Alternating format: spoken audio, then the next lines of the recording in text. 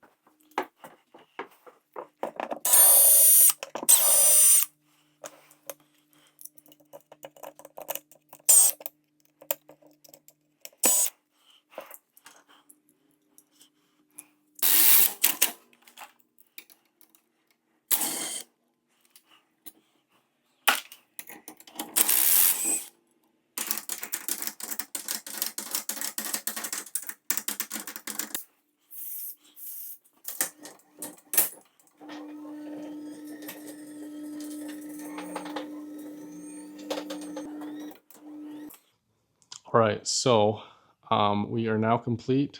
The opener is installed, it's programmed, all the limits are set, the sensors are good, the wall button works, the remote button works. So I'm gonna wrap this one up with the client, my payment, get a 5-star review if I can. And then what I'm gonna do is I will talk to you guys again and I'll break down the numbers for you so that you can kind of see how much I'm making on this. Again, it might vary in your area, but what we'll do is we'll just jump to that part of the video now.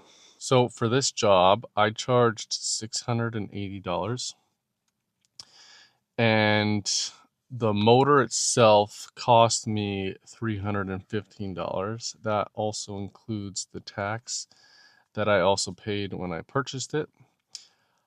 The place that I installed it is about 25 minutes from where I live. I just basically took out $20 worth of fuel on this one. My total profit after the installation was $345. You know, it's not bad. I definitely probably could get that up over time. But for doing a motor swap, I don't really mind charging a little bit lower, because if all I'm doing is swapping out the motor and reusing the chain and rail, I can do those pretty quick. This one I had to do a little bit of adjusting, so it took me longer than what's normal for me on just doing a motor swap. If I'm doing a full install, it usually will take me 1.5 to 2 hours by the time I'm done talking with the customer. But with the motor swap, sometimes I can do those in 30 minutes. This one did take a little bit longer because I was waiting around for the homeowner and I had to do a few more adjustments that I usually don't. I just kind of counted my travel time into it as well, and it kind of took me an hour and 25 minutes to do this. You know, $345 profit for an hour and 25 minutes. You know, it's not bad. Have I done better? Sure. But at the end of the day, that's, you know, significantly better than what you would be making at a, you know, full-time, high-paying job. Hopefully that gives you guys a little bit of insight as far as what you can make when you're doing, you know, opener installations and motor swaps. This is not hard to learn. It's not hard to do. If I can do it, I'm not the smartest guy.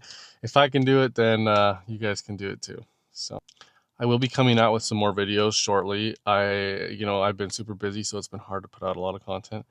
So subscribe, like, and stay tuned for the next video.